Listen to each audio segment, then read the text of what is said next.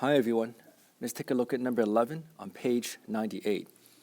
Determine the equation of the tangent to the curve y equal to x squared minus 1 all over 3x at x equal to 2. Step 1. If you look at the function x squared divided by 1 all over 3x, to find y prime, you can apply the quotient rule. There are 6 steps. Step 1. Square the bottom. Step 2. Copy the bottom to the top. Step 3.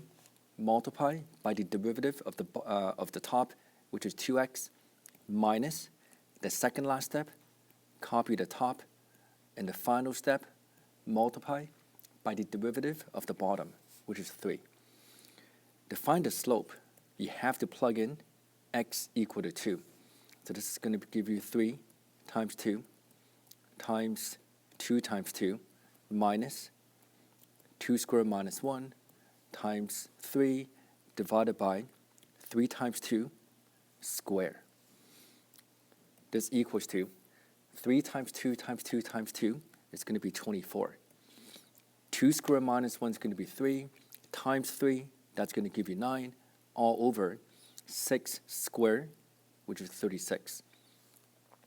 M equals to 24 minus 9, that's going to be 15, divided by 36.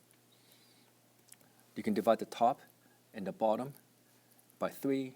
That's going to give you 5, divided by 12. Step 2. Once you find the general slope, you have to find the coordinates. And the fact that they gave you x equal to 2, this means you can find y. So from here, y equals to 2 squared minus 1 divided by 3 times 2. 2 squared minus 1, that's 4 minus 1, that's going to give you 3, divided by 3 times 2, which is 6. So y equals to half. This implies that the coordinate is going to be 2 half. And again, once you have the slope and the point, you can go back, find b, so y equals to mx plus b, plug in the slope, 5 divided by 12, plug in x to be 2, y to be half, you can solve for b. Now, 2 divided by 12 is 1 over 6, so 5 over 6 plus b. To find b, you bring 5 over 6 to the left-hand side. The common denominator is going to be 6.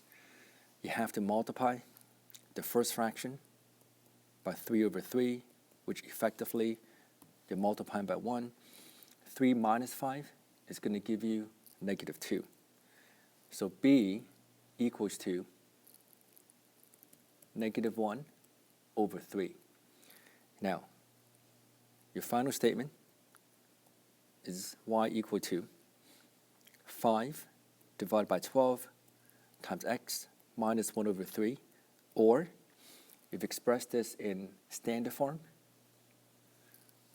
multiply both sides by 12, 12y equals to 5x minus 12 divided by 3 is going to be 4.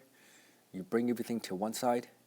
Again, a, b, and c cannot be a decimal. It cannot be a fraction.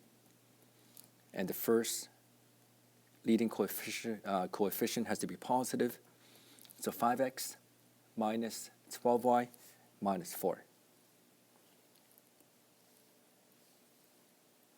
I hope this makes sense.